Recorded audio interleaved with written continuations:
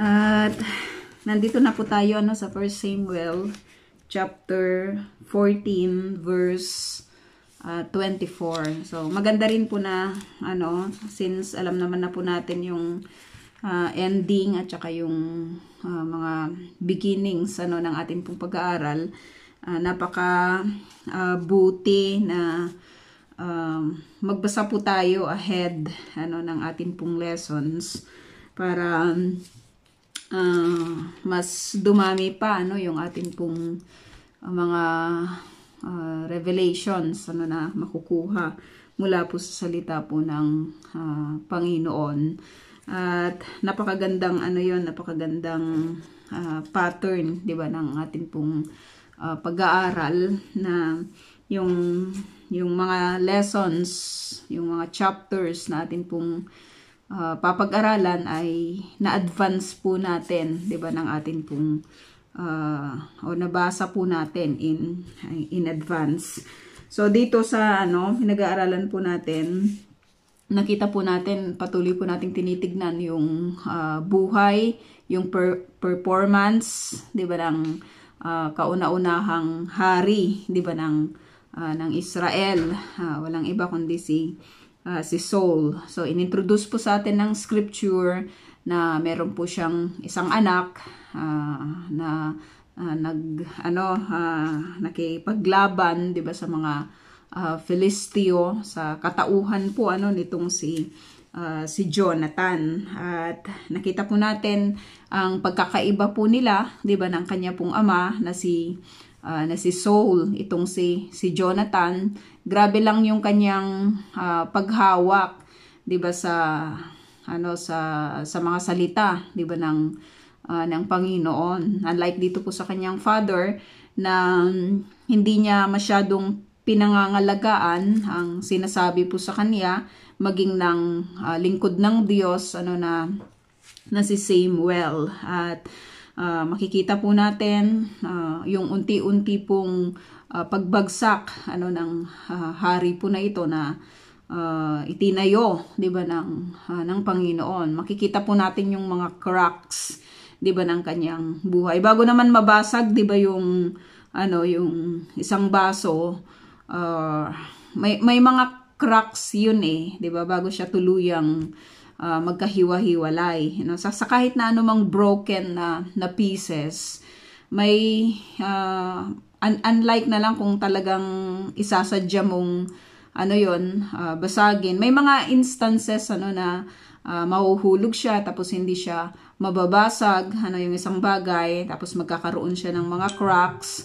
At sa pamamagitan po ng mga cracks po na yon ay may mga instances na hindi sinable siya, 'di ba? May mga instances na sinable yung mga cracks po na iyon. Pero ang kapupuntahan po ng isang bagay na may mga cracks ay distraction, yung makikita po natin yung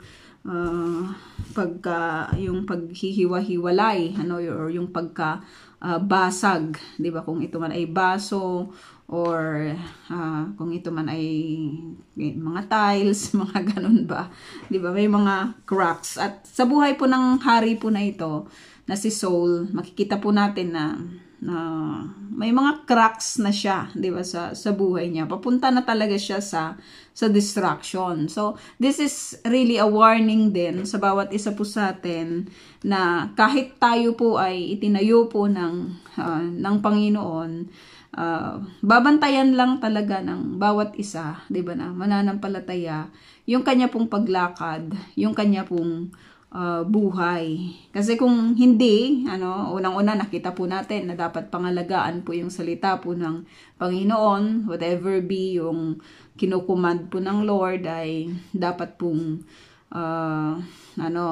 sundin at huwag makikipag-compromise. Nakita po natin yon sa mga pinag-aralan po natin. At huwag itataas, 'di ba, yung sarili, huwag isik yung approval, 'di ba, ng mga tao, pero mas dapat manaig, 'di ba, yung pagsisik sa approval po ng Panginoon. Si Saul, ibang-iba siya, no? So tignan natin, sabi dito sa verse 24 ng chapter 14, sabi dito, ang mga Israelita ay nanghihina na sa gutom ng araw na iyon, ngunit walang mangahas kumain sapagkat mahigpit na ipinagbawal ni Saul na tumikim ng pagkain bago lumubog ang araw hanggang hindi nila nalilipol ang mga kaaway. So it sounds like na very good si Saul sa area po na ito, kasi talagang nakikita po natin yung kanyang kasigasigan, 'di ba, na talagang matalo po yung mga Filisteo, yung mga tao po na ito na sadyang nagiging sa kanila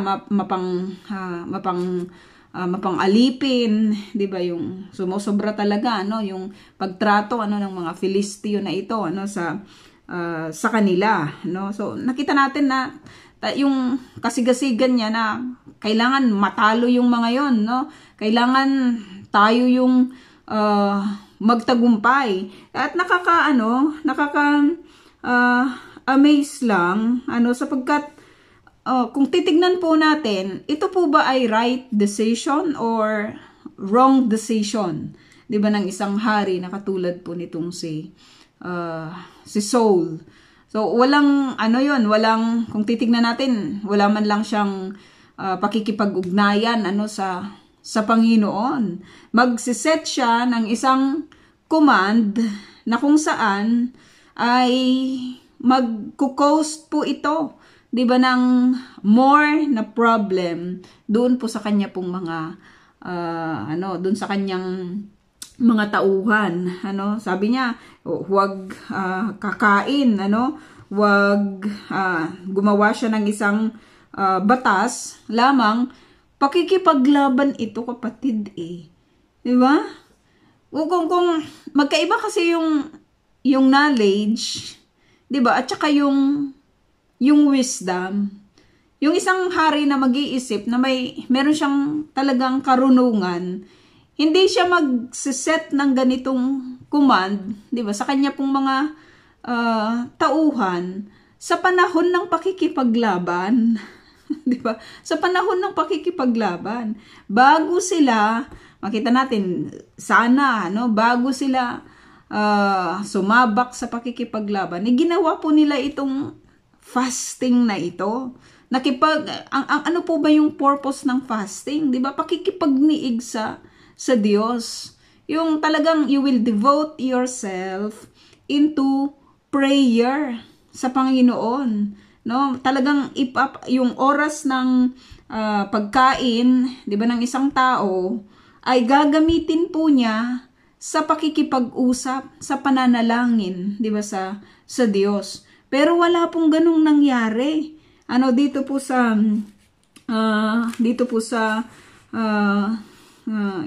ginawa ni Saul. Basta lang ipinagbawal niya yung pagkain.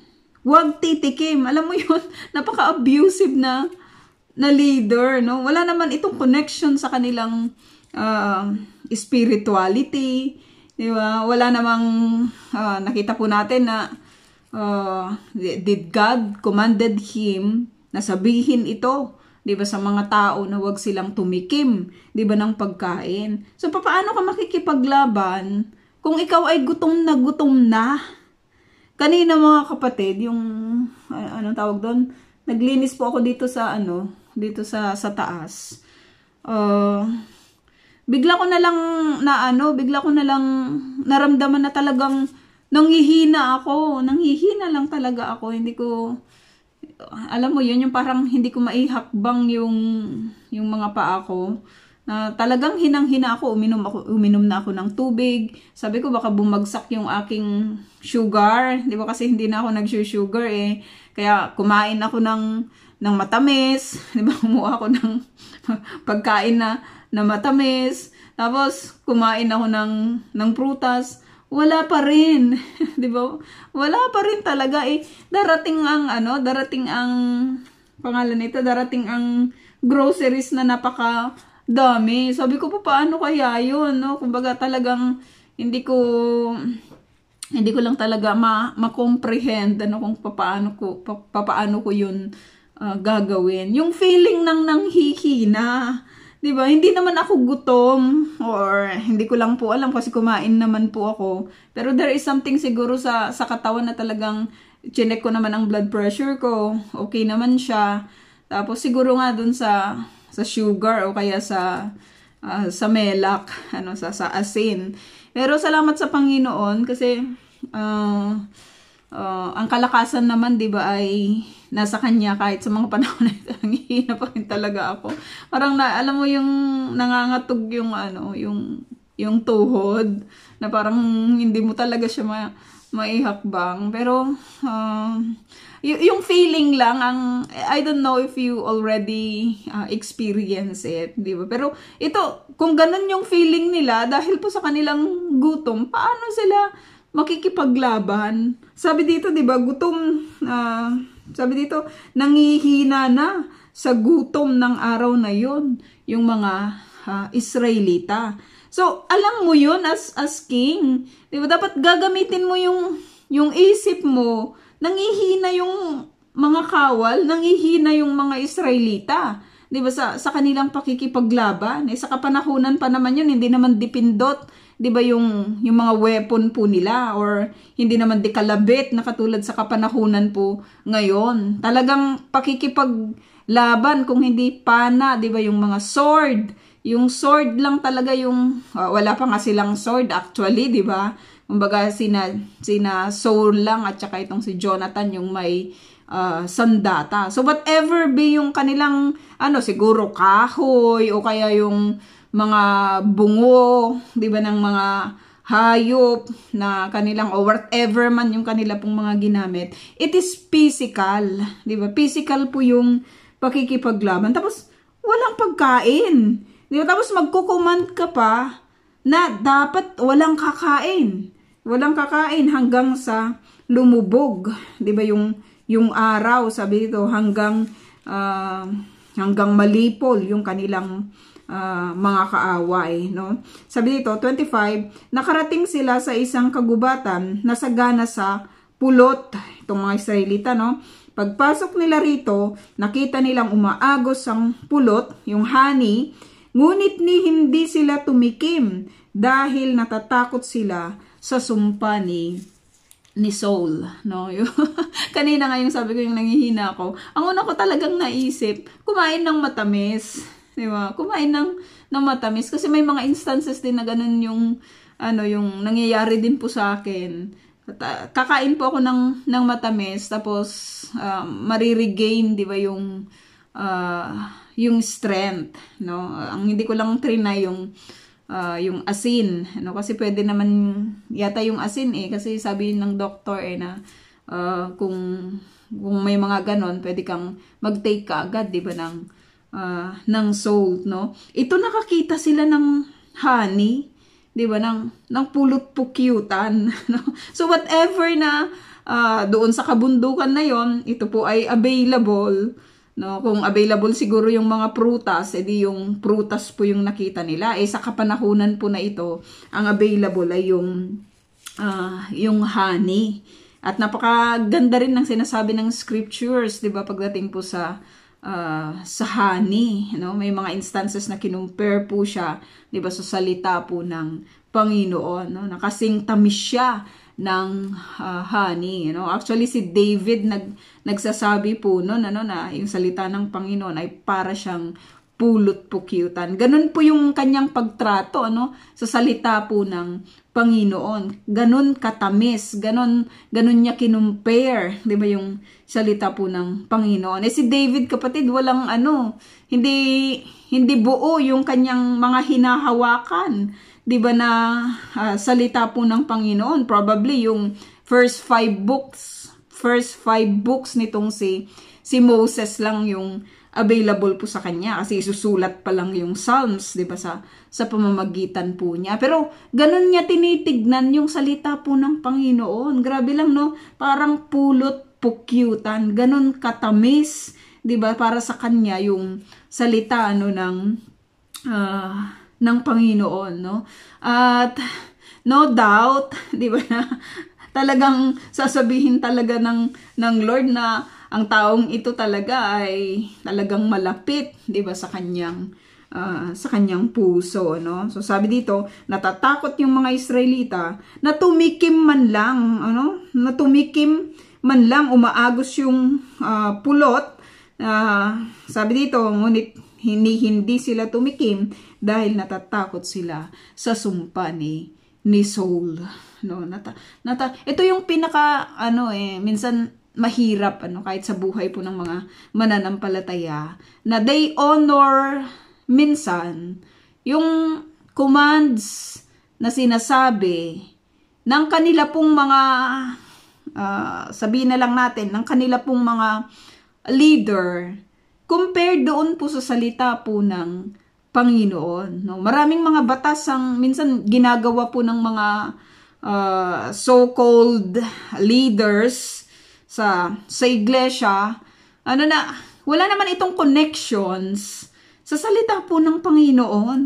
'Di ba? Wala naman itong connection sa command ng Lord, no? At kapag ganun po yung nangyari, kahit sa anumang klase po ng iglesia, na mas pinangangalagaan ang salita ng tao kaysa salita po ng Diyos, hindi po magtatagal ang gawain po na yun, no? Kung makakapagtagal man, magiging dead church naman sila, no? Sa paningin ng Panginoon. Diyan pumapasok yung sinasabi pong legalism. Legalism, na kung saan mas pinangangalagaan ng isang grupo or ng isang nagsasabing quote and unquote na mga mananampalataya ang mga patakaran at mga batas na ginagawa ng tao para sa iglesia kaysa doon po sa salita ng Panginoon na i-implement po nila sa iglesia. May mga pastors din na nagsasabi, pati yung pakikipag-usap sa kapwa mananampalataya ay ipagbabawal, 'di ba, sa iyo. Bawal yung ganito, bawal yung ganyan, 'di ba? Bawal kang magsuot ng ganito, 'di ba? Bawal kang magsuot ng ganyan. Okay lang 'yun, mga kapatid, kapag ang pinag-uusapan naman, 'di ba, ay patungkol sa modesty, 'di ba? Patungkol sa modesty. Pero marami kasing mga minsan ini-implement, 'di ba, ang mga tao na sa tingin po nila ay para silang naglilingkod talaga sa Diyos, pero ang totoo, they go against, 'di ba, the word, 'di ba, ng Panginoon, no? At dito makikita po natin na takot ang mga Israelita, na kahit man lang sanang i-dip nila yung kanilang finger, at tikman man lang sana yung pulot na yon, 'di ba, para ma-regain man lang nila, maka-regain man sila ng konting strength, kasi gutom na sila, no? At sabi dito, natakot sila sa sumpa nitong si Saul. 27, palibhasa'y hindi alam ni Jonathan ang tungkol sa sumpa ng kanyang ama. Hindi maintindihan natin, wala si Jonathan sa kapanahonan na yon. Kasama niya, 'di ba, yung kanyang tagahawak ng sandata, at maaring sa mga panahon na yon ay binanggit po ni Saul yung ganito po muna kanya pong command, 'di ba, na bawal kumain. Iba po yung location nitong si Jonathan, at iba naman yung location, 'di ba, ni Saul nung siya po ay nagbigay ng ganito pong command. Sabi dito, dahil hindi alam nitong si Jonathan, itinubog niya sa pulot ang kanyang tungkod at sinipsip ito. Tinubog niya yung kanyang tungkod daw, no? Oh. Tinubog niya yung kanyang tungkod at sinipsip yung pulot. At sabi dito, at nagliwanag ang kanyang paninging, nanlabo na dahil sa gutom at pagod. So yung ginawa po nitong si Jonathan, ibig sabihin nun na regain, 'di ba, yung kanya pong strength. Itinubog lang niya, 'di ba, at sinipsip yung pulot po na iyon. So kung mariregain po yung kanya pong strength, so that means to say na magkakaroon po siya ulit ng kalakasan, 'di ba, na makipaglaban sa kanila pong mga kaaway. 28, sinabi sa kanya ng isa sa mga Israelita, mahigpit pong ipinagbabawal ng iyong ama ang tumikim ng pagkain sa araw na ito. Kaya latang-lata ang mga tao. So tinanong ko po kanina, ito po ba ay good na move para po dito po kay na ginawa po nitong si Saul sa mga tao, no? Hindi ba pagpapahirap ito, 'di ba, sa kanila, no? Nakikipaglaban sila, pagod sila, gutom sila, nangihina sila, tapos gagawa ka pa ng ganitong command, gagawa ka ng ganitong batas na bawal tumikim ng kahit na anumang pagkain. Hindi naman yun oras ng fasting. Oras po yun ng pakikipaglaban. Diba? Oras yun ng pakikipaglaban. Hindi naman yun oras ng alam mo yun, yung pakikipag-ugnayan sa Diyos. So yung sinasabi ko pong fasting, oras po yun ng pakikipaglaban. So kailangan itong si Saul, wrong timing lang talaga siya. Bakit wrong timing? Dahil nga hindi naman siya nagsisik ng advice, 'di ba, sa Panginoon. Ginagawa lang niya kung ano yung kanyang maibigan, no? Ginagawa niya yung anuman yung kanyang maibigan. Tignan natin kung anong response nitong si Jonathan. Verse 29, sabi dito, sinabi ni Jonathan, bakit pinahihirapan ng aking ama ang mga tao? Bakit niya pinahihirapan? Di ba? Hindi ba makakabuti sa isang nakikipaglaban sa kanya pong kaaway ang magkaroon siya ng sufficiency, 'di ba? Para magkaroon siya ng talagang lakas na gagamitin sa kanyang pakikipaglaban. No, katulad po ng mga sundalo dito, 'di ba? Yung mga nasa Gaza, talagang fully supplied po sila ng kanila pong mga tubig, ng kanila pong mga pagkain. So kung titignan natin, 'di ba, napakaraming mga Israelita din yung pinapakita po diyan sa TV na talagang nagbibigay ng makakain, karton-karton po 'yon. Maraming, kahit yung mga nagtitinda lang ng mga yung mga yung diyan sa ano bang tawag, yung mga lafa, yung mga ganon, yung mga sandwich, talagang naglalaan sila ng ng napakarami pong mga karton ng pagkain at pinapadala po sa mga sundalo na nasa Gaza. So kailangan po nag-exert sila ng napakaraming effort, 'di ba? Napakaraming lakas ang nawawala po sa kanila. So they need to be fed, no? They need to be fed lang talaga ng maayos. Pero itong si Saul, hindi. Gusto ko ganito yung gawin natin. Gusto ko hindi naman sinabi ng Lord yun, 'di ba, sa kanila na walang kakain ngayong araw na to. 'Di ba? Hindi, si Saul lang ang gumawa nun kasi wala man lang connection ito, 'di ba? Hindi binanggit sa atin ng scripture na sinabi ng Lord na dapat walang kakain. 'Di ba? Dapat walang kakain kapag makikipaglaban. hindi yun binanggit dito sa ating pinag-aaralan. Kaya we can understand. Alam mo, kapag tama yung puso mo, tama yung connection ng isang tao, 'di ba, sa Panginoon, ma-identify niya kung ito ba yung nais, 'di ba, ng Diyos. Itong si Jonathan, makita po natin bakit pinahihirapan ng aking ama ang mga tao. Ito at nagliwanag ang aking paningin nang tumikim ako ng pulot. So makikita lang talaga natin na parang there is a problem between yung father and son relationship, no? Dito po kay Saul at saka itong si Jonathan. Kita po natin yan, no? Kahit sa konting panahon na ipinakilala po sila sa atin. Itong si Jonathan, talagang okay yung puso niya eh. Kahit nga nung malaman niya na hindi siya yung papalit na hari, 'di ba? Hindi siya ulitin natin, hindi siya naghinanakit sa taong pinili ni Yahweh. O kaya hindi siya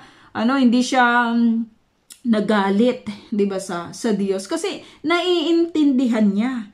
Kaya yung kasabihan na like father, like son, hindi ito applicable, 'di ba, dito po kay Saul at saka itong si Jonathan. One thing din na gustong-gusto ko kay Jonathan, kahit ganun po yung kanyang ama, hindi niya yun iniwan hanggang kamatayan. 'Di ba? Hanggang magkamatayan sila. Hindi po niya iniwan yung kanyang ama, no? So sabi dito, 30, gaano pa kaya kung ang mga tao'y pababayaang kumain ng mga pagkaing nasamsam nila, lalo sanang madadali ang paglipol sa mga Filisteo. Iba yung mindset nitong si Jonathan, Iba rin yung mindset nitong si Saul. Si Jonathan, lagi niyang iniisip yung part ng yung kataasan ng Diyos at yung kalagayan ng mga tao. Si Saul naman, lagi niyang iniisip yung kanyang sarili, kung paano niya itataas ito sa mga tao. No? At titignan natin, kasi makikita natin na mas lalo pa yung gagawin nitong si Saul as we go on sa ating pag-aaral. Nang araw na yon, sabi dito sa 31, ang mga Filisteo nalupig ng mga Israelita mula sa Mikmash hanggang Ahilon. Ngunit lambot na sila sa gutom. Kaya nagmamadali silang humuli ng mga hayop ng mga Filisteo. Nagpatay sila ng mga tupa, baka at mga guya. Dahil sa gutom, kinain ang mga ito ng hindi na nakuhang alisan ng dugo. So yung batas nitong si Saul, nag-result pa ito ng talagang disobedience sa batas ng Diyos. Ano po ba yung batas ng Diyos? Linisin yung pagkain, huwag kainin yung dugo, alisan ng dugo. Pero dahil gutom na itong mga Israelita, naalala ko lang kanina, talagang grabe lang talaga yung alam mo yun, yung grabe lang yung talagang pagkain, no? Yung alam mo yun kapag ikaw ay nanghihina tapos gutom ka na. Yung iba mainit ang ulo pag gutom na tapos pag nanghihina na. Itong mga Israelita po na ito, kung ano na lang yung mahuli nila, hindi na nila nagawa pang linisin ito ayon doon po sa sinasabi, 'di ba, ng Diyos sa kanila. So nakatulong ba yung batas nitong si Saul? 'Di ba? Lalo po itong nagresulta sa disobedience ng mga Israelita. No, hindi lang talaga akma yung ginawa po niyang batas na ito. Huwag silang tumikim. Hindi naman din na-obey ito, di ba? Hindi rin naman ito na-obey, di ba, ng maayos ng mga Israelita. 33, may nagsumbong kay Saul na ang hukboy gumagawa ng malaking kasalanan kay Yahweh. Kumakain sila ng karneng may dugo. Hindi lang talaga mapapalagpas yung mga ganito pong pagsalansang, no? May nagsumbong dito po kay Saul, at ang sinasabi po dito, malaking kasalanan 'yon. Sino ba kasing may kasalanan? Bakit ganito po yung naging resulta ng response ng mga Israelita? Kasi nakita natin, gutom na gutom sila, nanghihina sila. Kahit nga itong si Jonathan, pulot po yung yung pulot lang yung kanyang natikman, 'di ba? Yung kanyang sinipsip at nagliwanag na, 'di ba, yung kanyang paningin. So tignan natin. Kaya't sinabi ni Saul, ito'y isang malaking kataksilan, 'di ba? Ito'y malaking kataksilan, no? Disobey niyo yung salita ng Panginoon. Igulong ninyo rito ang isang malaking bato ngayon din. Sabihin ninyo sa mga tao na magdala rito ng baka o tupa at dito nila papatayin at kakanin para hindi sila magkasala kay Yahweh dahil sa pagkain ng dugo. So kita natin mga kapatid, hindi man lang niya tinipik yung responsibility. 'Di ba? Hindi man lang siya hindi man lang siya nagmuni-muni, 'di ba, sa kanyang sarili na kasalanan ko kasi 'to eh. Ako ng batas, nagbaba ako ng batas na huwag kumain yung mga ito. For no reason. Gusto lang niyang gawin 'yon dahil sa kanyang kasigasigan na na sana matapos na yung kanilang mga kaaway, no? Tapusin na yung kanilang mga kaaway. Pero hindi ito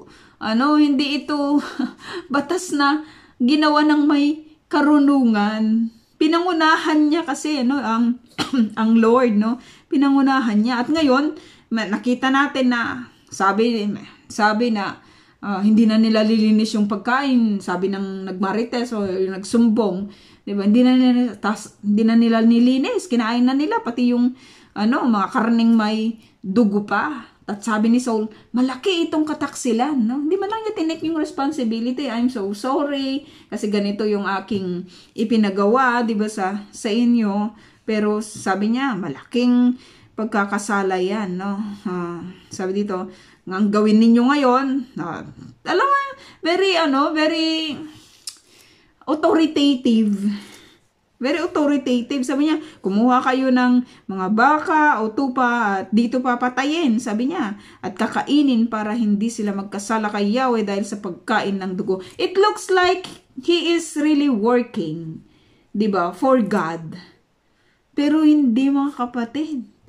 Tignan natin, no? Hindi siya sumusunod. Gumagawa siya ng kanyang gusto. Gumagawa siya, nag-i-impose siya ng mga batas na hindi naman binanggit sa kanya ng Lord, no? Kaya pansinin mo lang yung isang leader na ang dami-dami niyang mga batas na hindi naman ayon sa salita po ng Panginoon. Hindi lang talaga yan magtatagal, 'di ba? Hindi siya magtatagal. Sabi dito, kinagabihan ang mga Israelita ay nagdala ng mga baka at doon pinatay. Si Saul naman nagtayo ng altar para kay Yahweh. Ito ang unang altar na kanyang ginawa. Parang maganda, no? Parang maganda yung ginagawa niya.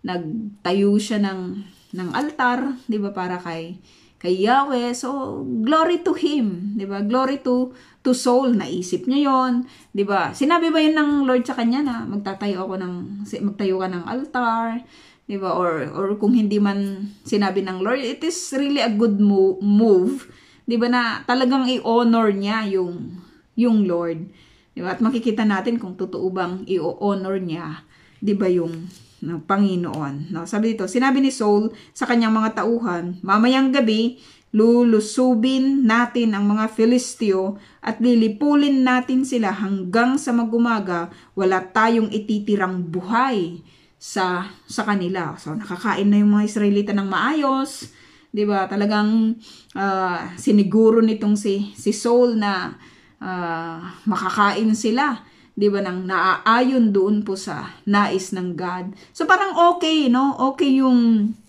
kanya pong ginagawa dito. Ngunit sinabi ng pare, sumagot yung mga tao, kayo po ang masusunod. So may lakas na ulit sila, 'di ba, na tugisin, kalabanin, 'di ba, yung kanila pong mga kaaway. Itong mga tao nag-agree, okay na sila, na nakakain na sila, maayos na yung kanilang pakiramdam, no? At nung nag-command itong si Saul, nakita natin, no, na parang totoo naman itong si Saul, ano, sa kanyang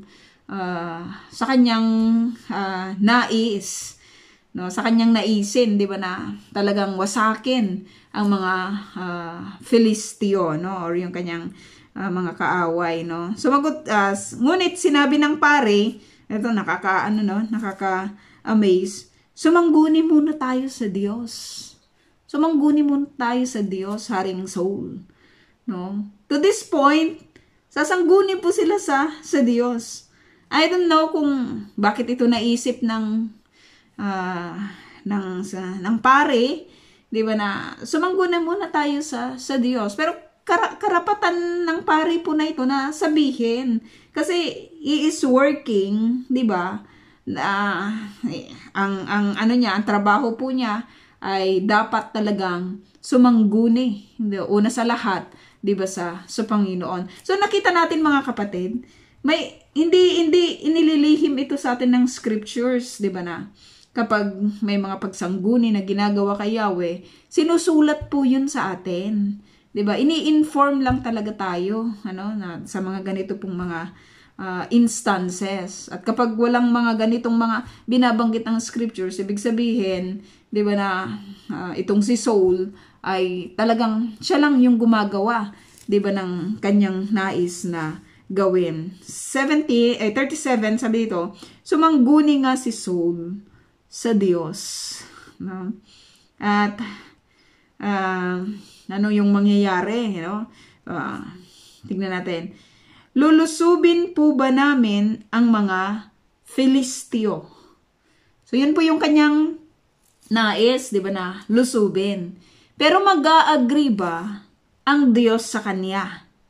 Mag-a-agree ba ang Lord doon po sa kanyang nais? Kasi sa mga commands niya, lusubin natin. Actually, yun naman talaga yung kanyang pagkatawag, 'di ba, na talagang tapusin yung labanan, between Israel at saka itong mga Filisteo, no? Itong mga Filisteo na nandito, it doesn't connect sa mga Philistine sa kapanahunan po ngayon, no? Ibang grupo po ito, ibang grupo po ng mga Filisteo. Hindi po dito nang galing, 'di ba, yung kanilang kiniklaim ngayon na mga Filisteo, o yung mga Philistines sa kapanahunan, yung mga tao sa Palestina. Wala siyang connection sa mga pinag-aaralan po natin ng mga Philistines dito sa scriptures, no. Sabi dito, pagtatagumpayin po ba ninyo kami? So magandang katanungan 'yon ng isang leader na sumasangguni sa Lord, no. Kung sasabihin ba ng Lord na oo, di okay, 'di ba? Kung hindi, makakapaghintay ba itong si Saul? No, makikita natin as we go on. Sabi dito, ang problema, ngunit hindi siya sinagot ng Diyos. Paano yun, Saul? Hindi sumagot ang Diyos. Maganda naman yung iyong layunin. Maganda naman yung iyong naisin. Di ba? Lulusubin po ba namin ang mga Filisteo? Yun ang tanong niya sa Panginoon. Pagtatagumpayin po ba ninyo kami? Napakagandang katanungan yon, no? Ng isang hari na katulad po nitong si Saul. Lamang may problema. Hindi siya sinagot ng Diyos. Hindi siya sinagot ng Lord. At kung hindi sasagutin ng Lord, anong gagawin nitong si Saul? Sabi dito, kaya't sinabi niya, magsama-sama, eto na, babagsak na naman siya, no? Kaya't sinabi niya, magsama-sama ang lahat ng pinuno ng Israel para malaman natin kung sino ang nagkasala. Dahil hindi ako sinagot ng Diyos, hindi tumugon ang Diyos sa aking katanungan sa Kanya, ito yung kanyang naisip. Magsama-sama yung lahat ng naisip ito ni Saul, magsama-sama yung lahat ng mga pinuno sa Israel para malaman natin kung sino ang nagkasala. May problema. May problema lang talaga. Bakit hindi tayo tinugon, 'di ba, ng Diyos? Sino ang nagkasala sa mga pinuno, 'di ba, ng Israel? Sino man siya ay tiyak na papatayin kahit na ang anak kong si Jonathan. Grabe. Alam mo to? Grabing kanyang parang nakikita natin na parang okay si Saul. Wala siyang sisinuhin kahit yung kanyang anak. 'Di ba? Ang makita niyang magkasala ay talagang i-impose niya yung talagang right. 'Di ba? Yung talagang tama, papatayin kahit po yung kanyang anak na si Jonathan. Sabi dito, saksi si Yahweh. Saksi si Yahweh, ang Diyos na buhay at tagapagligtas ng Israel. Hindi nga siya tumugon sa iyo, Saul. 'Di ba? Hindi naman niya sinabing tipunin mo yung lahat ng mga pinuno sa Israel at alamin ninyo, tignan ninyo kung sino yung nagkasala. Walang gano'n. Hindi nga tumugon ang Lord. Hindi siya tinugon. Pinangunahan na naman siya nitong si Saul. No? Sabi dito, at sasabihin pa ni Saul na ito na, saksi si Yahweh. Saksi lang talaga si Yahweh. 'Di ba? Ang Diyos na buhay. Sabi dito, tignan natin yung response ng mga tao. Walang umimik isa man sa mga Israelita. Walang umimik. Gano'n. Walang umimik. Yung parang, siguro, iniisip nila, 'di ba, yung mga bagay-bagay na nangyayari, no? Minsan ganyan po sa atin, 'di ba, yung kapag hindi ka umimik, 'di ba? Kapag hindi ka nag-response, no, walang walang hindi mo lang talaga malaman. Kung sa isang nagtatanong tapos walang reply, walang response, maring hindi alam ng mga tinatanungan mo o kaya wala silang pakialam, 'di ba, sa yung sinasabi, no? Pero tignan natin. Sinabi ni Saul, magsama-sama kayo sa isang panig at kami naman ni Jonathan sa kabila. Maganda yung kanyang parang maganda lang siya talaga, maganda yung kanyang mga ginagawa, parang nagtatrabaho lang talaga siya, 'di ba, sa Panginoon. Pero makikita po natin na hindi ang Lord yung focus niya. 'Di ba? Yung sarili po niya yung pinaka-focus niya. Parang fina-front lang niya ang Lord.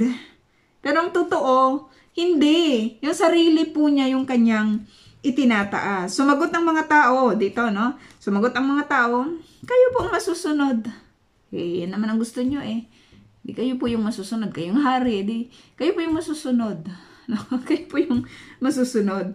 41, pagkatapos, tumingala si Saul at sinabi, Yahweh, Diyos ng Israel, bakit hindi kayo sumagot ngayon sa inyong lingkod? Diba? Bakit hindi kayo ngayon sumagot sa inyong lingkod? Kung ang nagkasalay, alinman sa amin ni Jonathan, ipabunot ninyo sa amin ang Urim. Ngunit kung ang mga tao ang nagkasala, ipabunot ninyo ang Tumim. Ito yung mga ginagamit po nila, sa kapanahunan po na ito. Wala nang nakakaalam kung ano to. Kung ano po yung kanilang ginagamit po, so probably sabi mga stones po ito na kanila pong binubunot, parang yung casting lots lang sa New Testament. Pero pagkatapos ng 'di ba, pagkatapos ng dumating na po yung banal na spirito, wala nang mga ganun na nakita po natin sa records ng New Testament. So sabi niya, ipabunot po ninyo sa Tumim, ipabunot po ninyo sa amin yung sabi dito, yung Urim, kapag kami ni Jonathan ang nagkasala. Yung Tumim naman ang ipabunot po ninyo kapag ang mga tao yung nagkasala. Nang gawin ang palabunutan, lumitaw na ang nagkasalay ang panig ni Saul at Jonathan. Walang dapat pananagutan ng mga tao. Walang dapat panagutan ang mga tao. So, nakikita natin na parang parang sabi siguro ng Lord, sige, tignan natin Saul. Diba? Kasi ang mind naman ni Saul ay hindi naman mind, 'di ba, ng Panginoon. 42, sinabi ni Saul, gagawin ngayon ang palabunutan para malaman kung sino sa amin ni Jonathan ang nagkasala at si Jonathan ang lumitaw na may kasalanan. Bakit ganun, Lord? No? Bakit, kung titignan mo, bakit si Jonathan? Di ba? Bakit si Jonathan yung lumilitaw ngayon na may kasalanan? Samantalang titignan natin, si Saul po yun. Pero makikita natin mga kapatid as we go on, yung mind lang talaga ng God ay ibang-iba siya.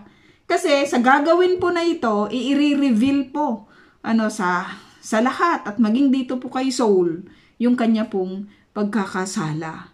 No, i-reveal yung lahat, talagang makikita lang talaga kung ano po yung kanyang pagkakasala.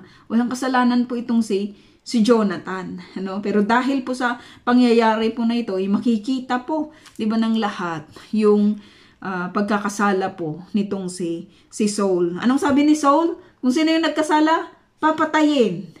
'Di ba? Papatayin. Paano 'yan? Si Jonathan yung yung lumilitaw ngayon, 'di ba, na may kasalanan. 43, dahil dito, tinanong ni Saul si Jonathan, magsabi ka ng totoo. Ano ang ginawa mo? Magsabi ka ng totoo, Jonathan. Ano ang ginawa mo? Sumagot itong si Jonathan, itinubog ko ang aking tungkod sa pulot at ito'y aking tinikman. Kung kailangan akong patayin dahil doon, nakahanda po akong mamatay. Grabe. Grabe si Jonathan, no? Grabe lang talaga yung kanyang character. Sabi niya, sige, kung dahil doon, kanino bang command yun? Sa Lord bang command yun? Yung sinabi ni Saul na dapat walang kakain? Sa Lord ba yun na command? Tignan natin. Sinabi ni Saul, gawin ng Diyos ang nararapat sa iyo at sa akin, mamamatay ka, Jonathan. See? Anong klaseng ama ang katulad po nitong si Saul? Hindi man lang, alam mo yun, yung willing niyang isacrifice ang buhay ng kanyang anak dahil lang doon sa batas na kanyang ginawa. Sino po yung ganyan na nakita po natin na sa mga pinag-aralan po natin? Si Jephthah, di ba? Sinabi niya, kung sino yung unang sasalubong sa akin, dapat mamatay. Di ba? Nagkataon yung kanyang anak, di ba, yung unang sumalubong po sa kanya. Kanino bang command yung mga ganong mga bagay? Command ba ito ng Lord or hindi? Sabi nitong si Saul, mamatay ka, Jonathan. Mamamatay ka lang talaga kasi sinuway mo yung aking batas. 45, sumagot ang mga tao. So, nakita natin from, sa mga unang binasa natin, walang umimik, di ba, sa mga tao. Ngayon, sumagot ang mga tao. Sabi dito, papatayin ba si Jonathan na nanguna sa pagtatagumpay ng Israel? Alam ng mga tao yung totoo.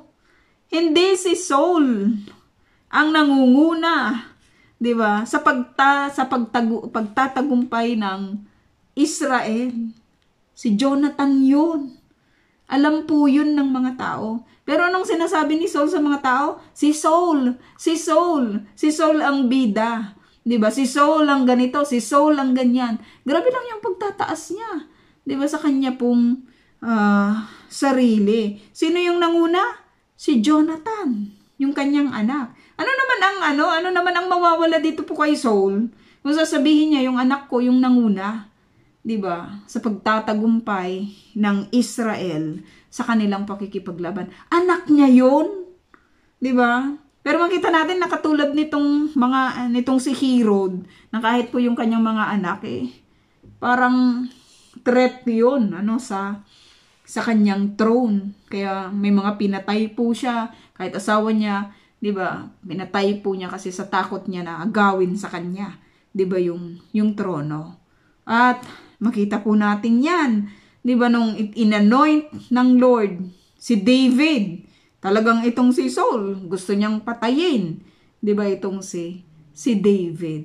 Yung alam mo 'yun, anak niya na ito dapat it is his joy. 'Di ba, na itong kanyang anak na sa totoo lang papalit naman talaga sa kanya sa trono kasi anak niya 'to Pero makita po natin itong si Saul lang talaga ay masyadong mapagmataas. Tinataas po niya yung kanyang sarili. Pero pinagtanggol po ng mga tao si Jonathan. Papatayin ba si Jonathan na nanguna sa pagtatagumpay ng Israel? Saksi si Yahweh ang Diyos na buhay, isa mang buhok niya'y hindi malalaglag, sapagkat siya ang kinasangkapan ngayon ng Diyos upang matagumpay ang Israel. Upang matagumpay ang Israel. So sinabi ko po kanina, mga kapatid, i-expose po kung ano po yung ginagawa nitong si Saul dahil sa pangyayari po na nakatulad po nito. No, nakatulad po nito, siya po yung nabunot, hindi dahil siya yung nagkasala, pero iba lang talaga yung pamamaraan ng Diyos kung paano po siya nag-i-expose, di ba, ng ginagawa ng tao. May remorse ba sa part ni Saul? Wala. Di man lang siya nagsisi, di ba, sa kanyang hindi man lang niya sinabi, oo nga pala, di ba, kasalanan ko ito, sorry sa inyo, sorry sa iyo yung anak ko na Jonathan. Wala siyang remorse. Napaka mga leader lang talaga na ganito na masyadong mataas yung kanilang pagtingin, 'di ba, sa kanila pong mga sarili. Ibabagsak po talaga sila. Hindi na nga lang pinatay, no? Hindi nga pinatay si Jonathan sapagkat iniligtas siya ng mga Israelita. Pero kung walang umimik dun sa mga Israelita, patay si Jonathan. No? Willing itong si Saul na patayin itong si Jonathan. Walang umimik eh. Walang umimik, no, sa mga kung walang umimik sa mga Israelita. Pero pinagtanggol siya ng mga Israelita. Nakita nila, 'di ba, na hindi dapat patayin itong si Jonathan dahil itong si Jonathan, siya po yung nanguna sa kanila pong pagkikipaglaban. Tinigilan na ni Saul ang paghabol sa mga Filisteo. Bakit ganon? Diba? Very willing nga siyang diba? So makita mo lang talaga yung kanyang character, no? Na ganito bakit nagkaganon? Kasi si Jonathan na yung nakita hindi siya. No? Pinagtanggol siya ng mga Israelita At sinabi nila, siya yung nanguna. Hindi nila sinabi, si Saul yung nanguna. Hindi, si Jonathan. Napaka-insecure na. Isang ama na napaka-insecure, 'di ba, sa kanyang anak. No, mga leader na insecure minsan, 'di ba? Nakakatuwa lang yung kanila pong mga ginagawa, no? Minsan hindi mo lang talaga sila maintindihan. Nakaka-amaze lang minsan yung kanilang mga ginagawa. Tinigilan na ni Saul ang paghabol sa mga Filisteo. Ang mga ito na may bumalik na sa kanilang teritoryo. Tigilan natin to kasi hindi naman pala ako maitataas Di ba? Si Jonathan naman, sige, wag nang habulin. Samantalang very willing siya, di ba, na natapusin. Pero hindi kasi umayon sa kanya yung lahat ng kanyang gusto. Hindi umayon ang Diyos. Hindi rin, nakita rin natin na napahiya siya sa mga tao. Diba? Kasi dapat sasabihin nila, ito sinabi ng king, patayin yan si Jonathan. Kahit ano pa yung kanyang ginawa. Pero tinutulan siya, diba, ng mga tao. Sa isang hari na tututulan ka ng mga tao, malaking kahihiyan ito. Diba? Kasi kung titignan mo, ang salita ng hari ay hindi yan mababali. Pero makita po na itong si Saul lang talaga nagsisik siya ng recognition ng mga tao. Paano ngayon yan? Wala sa kanyang panig. Di ba yung mga tao? Ang panig ng mga tao ay nasa kay Jonathan. Ano ngayon yung gagawin? Di wag na lang habulin yung mga Filisteo. Di ba? Itigil na yung paghabol sa mga Filisteo. Grabe namang yun? Resulta ng kanyang insecurity. Di ba? Hindi niya naisip na yun po yung pagkatawag po niya bilang isang hari, no? Ito yung kanyang pagkatawag, no? At tignan natin, bukas na lang po pala ito, ang paghahari ni Saul at ang kanyang pamilya. Makikita po natin na hindi po magtatagal yung kanyang paghahari. So yun po, mga kapatid, ang atin pong lesson. Itutuloy po natin bukas ulit yung lesson po na ito. Erebtog po sa bawat isa.